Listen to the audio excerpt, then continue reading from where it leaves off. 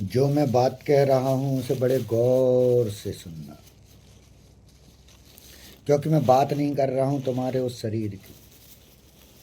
मैं बात कर रहा हूं तुम्हारे उस आत्मा की जो तुम्हारे शरीर को चलाता है।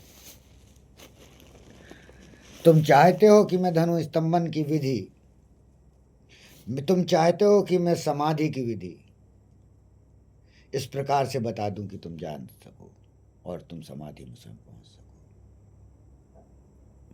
पर ये उस प्रकार ही संभव नहीं है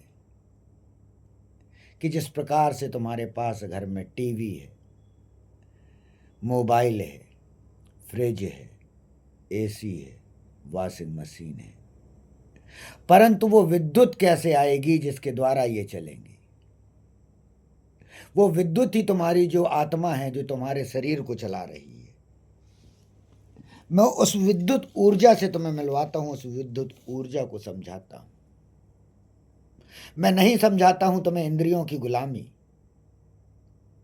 क्या विद्युत को तुम जान सकते हो? क्या विद्युत को मैं समझा सकता हूं? विद्युत को तुम समझ सकते हो? जब विद्युत की तुम प्राप्ति करते हो और तुम अपने आप को उस विद्युत से चलायमान करते हो, तब तुम जान पाते हो कि तुम्हारी आत्मा क्या है। और तुम वही आत्मा हो जिसके द्वारा यह शरीर चल रहा है। तुम जिन इंद्रियों की गुलामी, ये आंख, कान, नाक, इनके द्वारा उठे हुए प्रश्नों से उसके उत्तर ढूंढते रहते हो। कैसे संभव है उन प्रश्नों का उत्तर भीतर प्राप्त होना, जो प्रश्न तुम्हारे मन से ही उपजे? तुम्हारे मन में जो भी प्रश्न उपज रहा है वो तुम्हारी इस इंद्रियों के द्वारा ही पैदा हुआ है। जब तक ये इंद्रियां इस प्रकार से रहेंगी तो ये हमेशा प्रश्न ही उत्पन्न करती रहेंगी, और इनका उत्तर यदि है तो उस आत्मा के पास जिसके द्वारा ये इंद्री चलायमान होती है। वो अवस्था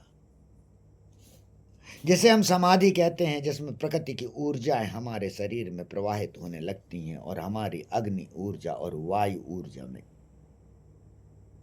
बढ़ोतरी होने लगती है। वही वायु ऊर्जा जो हमारे शरीर में समाहित होकर हमारे पीनियल ग्लैंड को एक्टिवेट करने का कार्य करती है, वही धनु स्तंभन की विधि कहलाती है। इसके द्वारा सिर्फ स्वयं समाधि में नहीं पहुंचा जाता, बल्कि दूसरे लोगों के लिए भी भूत प्रेत, तंत्र मंत्र, जादू टोना, इन सब से मुक्ति कराने का कार्य किया जाता है। यह वो विधि है जिसके द्वारा समस्त नकारात्मक शक्तियों का नाश होता है। जहां धनु स्तंभन का ज्ञाता मौजूद रहता है, वहां पर किसी भी प्रकार की नकारात्मक शक्ति प्रवेश ही नहीं कर सकती है, क्योंकि भूत प्रेत, तंत्र मंत्र, जादू टोना, ये सब जहां से उपजते हैं, जहां पे जाकर ये कार्य करते हैं, तुम्हारे उस सर्वचेतन मन में, जहां पे तुम्हारा सब कुछ जन्म से लेकर अब तक का मौजूद है, तुम्हारी इंद्रियों के द्वारा बना हुआ एक जंजाल। उस जंजाल से निकालने के लिए जो विधि है वही है ये धनु स्तंभन विद्या, जो योग विद्या है। यह कोई शारीरिक योग नहीं, ये भीतर की उन नाड़ियों का योग है जो तुम्हारे अंदर 72,000 विचरित कर रही हैं, जिनके द्वारा ही तुम अपने इन इंद्रियों को चला रहे हो। और उनकी ऊर्जा तभी चालू होती है जब तुम्हारी ये इंद्रियां समाप्त होती हैं, क्योंकि अभी तो सभी ऊर्जा शक्ति जो तुम्हारे वीर से बनती जा रही है, वो तुम्हारी ये इंद्रियां खाती जा रही है। जब ये इंद्रियां समाप्त होती हैं तो वही विद्युत ऊर्जा समाधि की अवस्था में तुम्हारी उन नाड़ियों को तीव्र करती है, जो नाड़ियां एंटीना का काम करती हैं, जो काम करती हैं उस विद्युत का,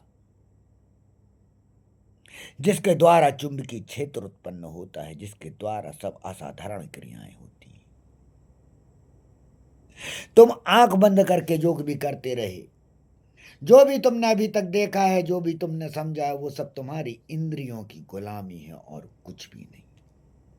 क्योंकि समाधि तो वो अवस्था होती है जहां पे कुछ होता ही नहीं, जहां पे सिर्फ शिव होता है, अर्थात वो शून्यता।